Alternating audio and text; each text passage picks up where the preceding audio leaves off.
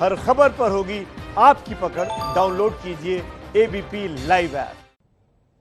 सभी आदरणीय मुख्यमंत्री जी का आभार व्यक्त करता हूं कि आपने समय भी निकाला और बहुत गंभीर अपनी बातें रखी। लेकिन मेरा आपसे आग्रह है कि अब तक जो कुछ भी चर्चाएं डिस्कशन हुआ है उसमें सभी राज्य इन्वॉल्व है, अफसर लेवल पे इन्वॉल्व है, दुनिया के अनुभवों को भी शेयर।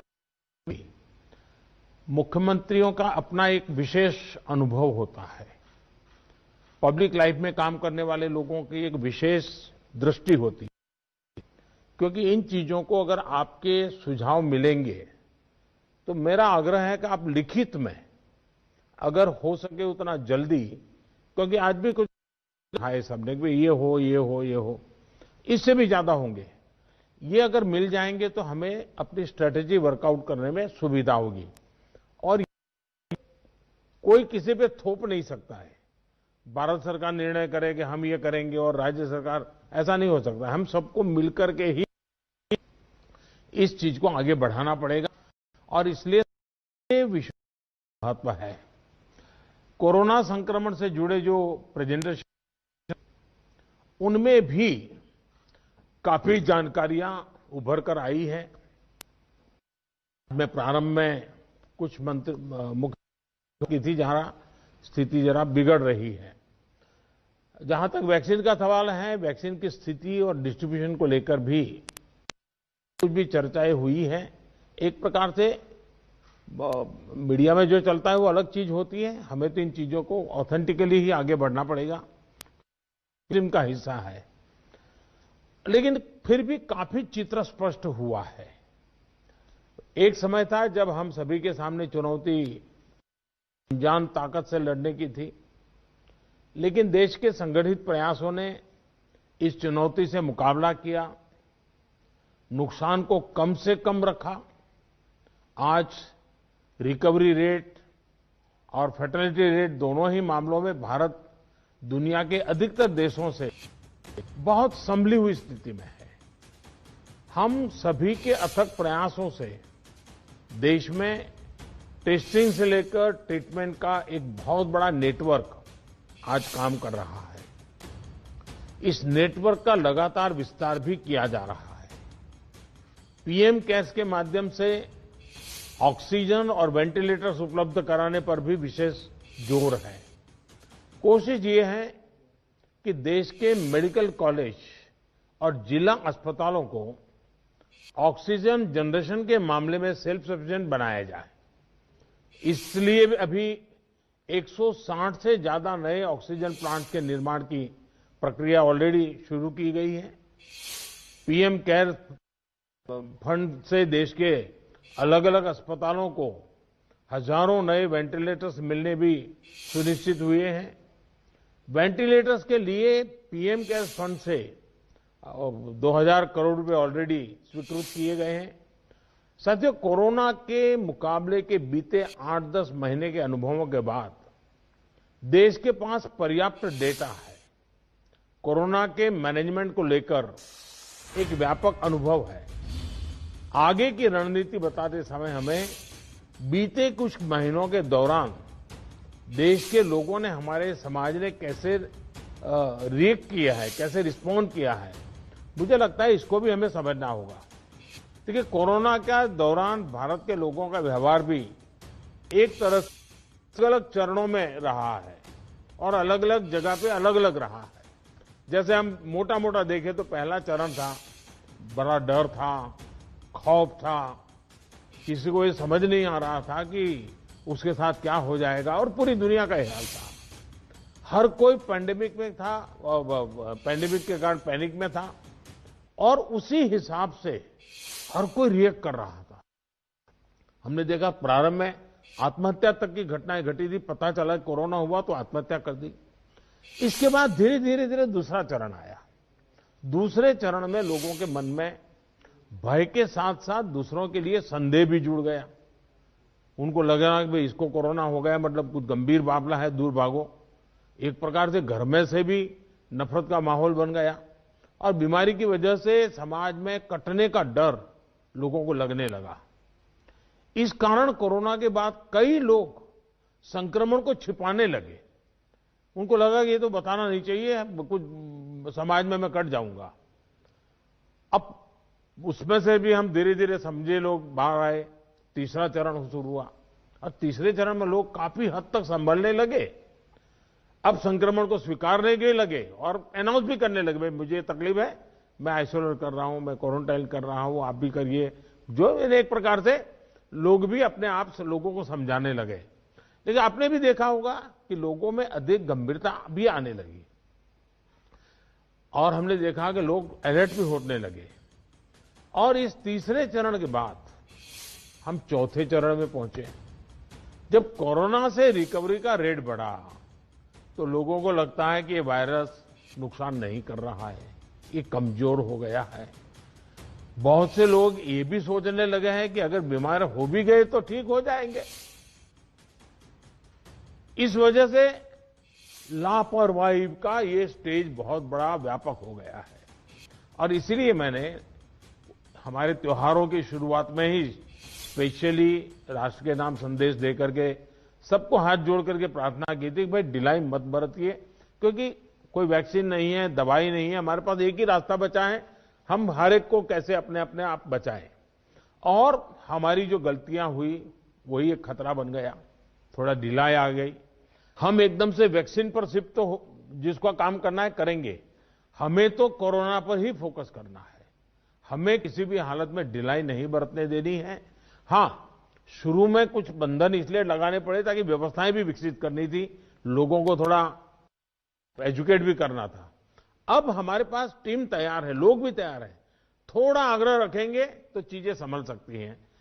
तो जो जो चीज हम तैयार करें उसको जरा इंप्लीमेंट करें और हमें आगे अब कोई बढ़े नहीं, इसकी चिंता जरूर करनी होगी, कोई नई गड़बड़ी न हो। आपदा के गहरे समंदर से हम निकले हैं, ये हम मान के चले। इतना बड़ा देश, दुनिया मानती थी कि भारत तो नहीं संभल पाएगा। आपदा के गहरे समंदर से हम निकलकर हम किनारे की तरफ बढ़ रहे हैं। हम सभी के साथ वो पुरानी जो एक शेर शायरी चलती है, ऐसा न हो जाए कि हमारी किश्ती भी वहां डूबी जहां पानी कम था। ये स्थिति हमें नहीं आने देनी है। साथियों, आज हम दुनिया भर में देख रहे हैं कि जिन देशों में कोरोना कम हो रहा था, आपको पूरा चार्ट बताया कैसे तेजी से संक्रमण फैल रहा है। हमारे यहां भी कुछ राज्यों में ये ट्रेंड चिंताजनक है ही है। इसलिए हम सभी को, शासन प्रशासन को पहले से अधिक सतर्क रहने की जरूरत है। हमें ट्रांसमिशन को कम करने के लिए अपने प्रयासों को जरा और गति देनी होगी।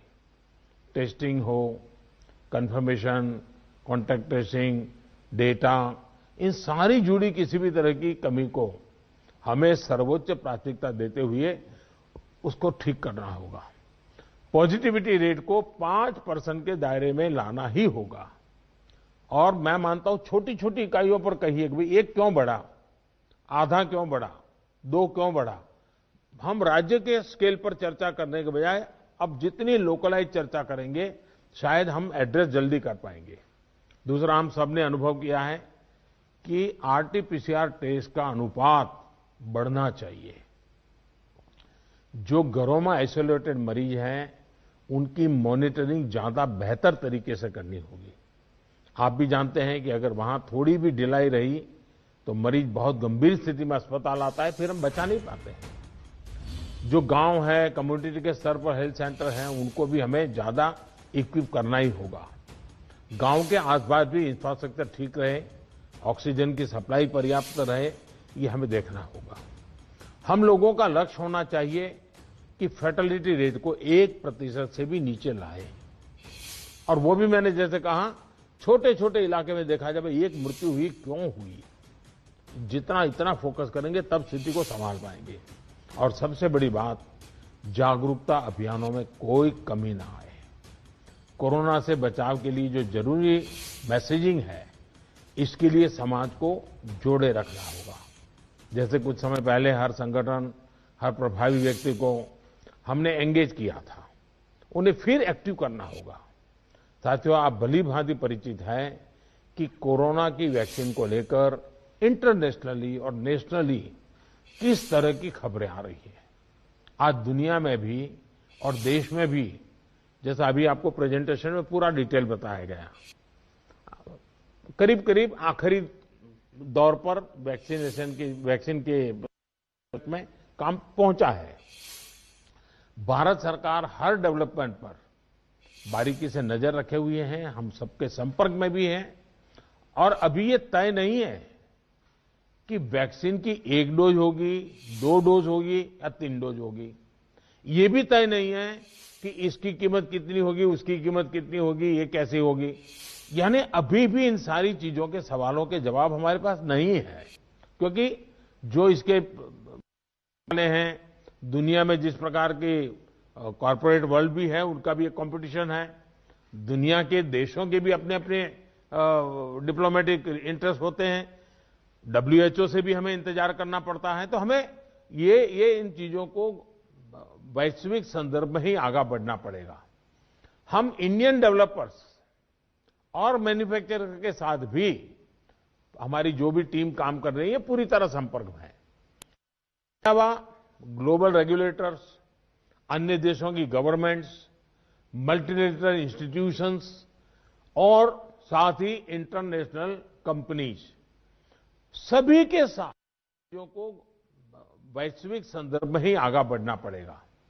हम इंडियन डेवलपर्स और मैन्युफैक्चरर के साथ भी, हमारी जो भी टीम काम कर रही है, पूरी तरह संपर्क में। अलावा ग्लोबल रेगुलेटर्स, अन्य देशों की गवर्नमेंट्स, मल्टीलेटरल इंस्टीट्यूशंस और साथ ही इंटरनेशनल कंपनीज, सभी के साथ जितना संपर्क बढ़ सके, जितने रियल टाइम कम्युनिकेशन हो, इसके लिए पूरा प्रयास, एक व्यवस्था बनी हुई है।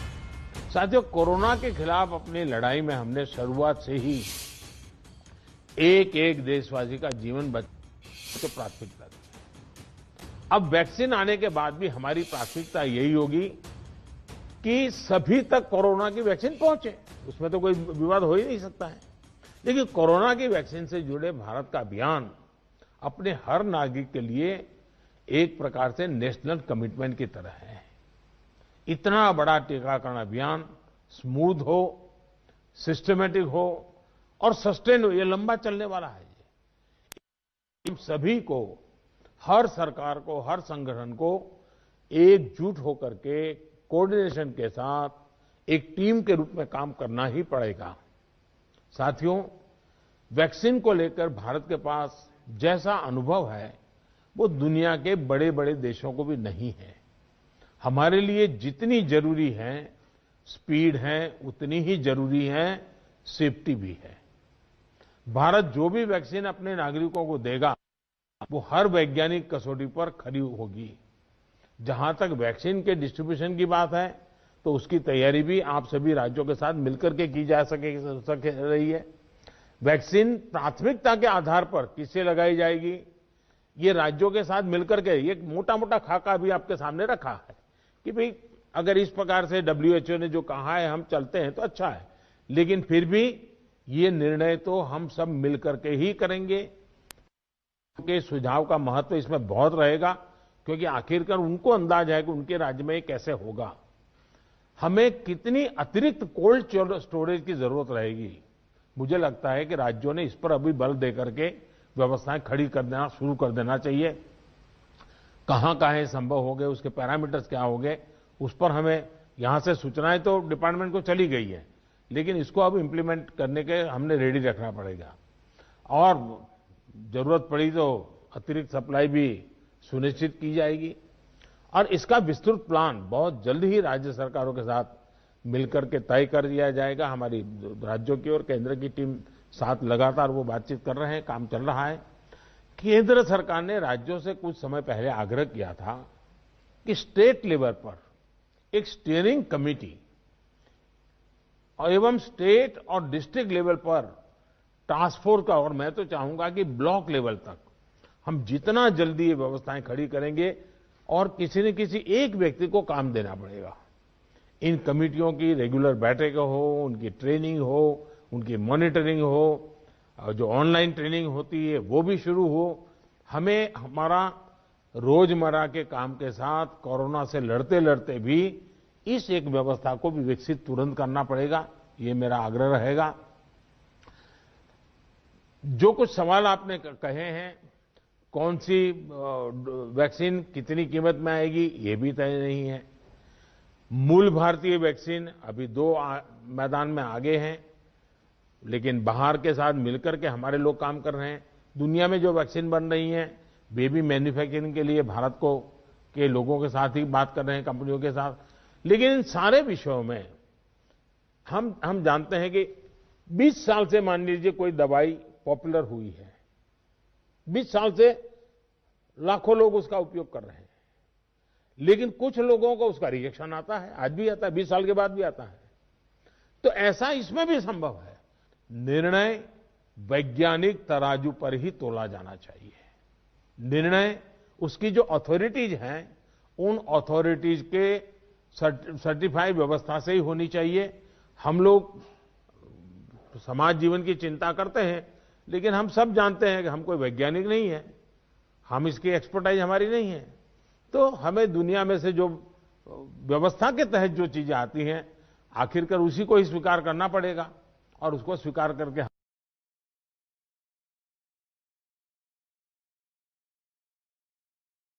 हो। खास करके वैक्सीन के संबंध में किस प्रकार से आप डिलीवरी नीचे तक ले जाएंगे, आप जितना जल्दी बहुत डिटेल प्लान करके लिख करके भेजेंगे तो निर्णय करने में सुविधा होगी। और आपके विचारों का ताकत इसमें बहुत है। राज्यों का अनुभव बहुत अहमियत रखता है, क्योंकि वहीं से ये चीज आगे बढ़ने वाली है। और इसलिए मैं चाहूंगा कि आपका बहुत ही एक प्रकार से प्रोएक्टिव पार्टिसिपेशन इसमें बने, यही मेरी अपेक्षा है। लेकिन मैंने पहले ही कहा, वैक्सीन अपनी जगह पे है, वो काम होना है, करेंगे, लेकिन कोरोना की लड़ाई जरा भी ढीली नहीं पड़नी चाहिए, थोड़ा सा भी ढिलास नहीं आनी चाहिए। यही मेरी आप सबसे रिक्वेस्ट है। आज मेरी तमिलनाडु और पुडुचेरी के मुख्यमंत्रियों से बात करने का मुझे अवसर मिला। आंध्र से मैं फोन नहीं कर पाया था सुबह। एक साइक्लोन हमारे पूर्वी तट पे एक्टिव हुआ है, वो कल शायद तमिलनाडु, पुडुचेरी और आंध्र का कुछ हिस्सा वहां पर आगे बढ़ रहा है। और सारी भारत सरकार की टीमें बहुत एक्टिव हैं, सब लोग गए हैं। मैंने आज 2 आदरणीय मुख्यमंत्री जी से बात की थी, आंध्र के मुख्यमंत्री जी से अभी इसके बाद बात करूंगा। लेकिन सबके लिए पूरी तरह भारत सरकार और राज्य सरकारें मिल करके, और पहला काम खाली करवाना, लोगों को बचाना, इस पर हमारा जोर रहे। फिर एक बार मैं आप सबका बहुत आभारी हूं, आप सबने समय निकाला। लेकिन मैं आग्रह करूंगा कि आप जल्दी से मुझे कुछ न कुछ जानकारियां भेजिए। धन्यवाद।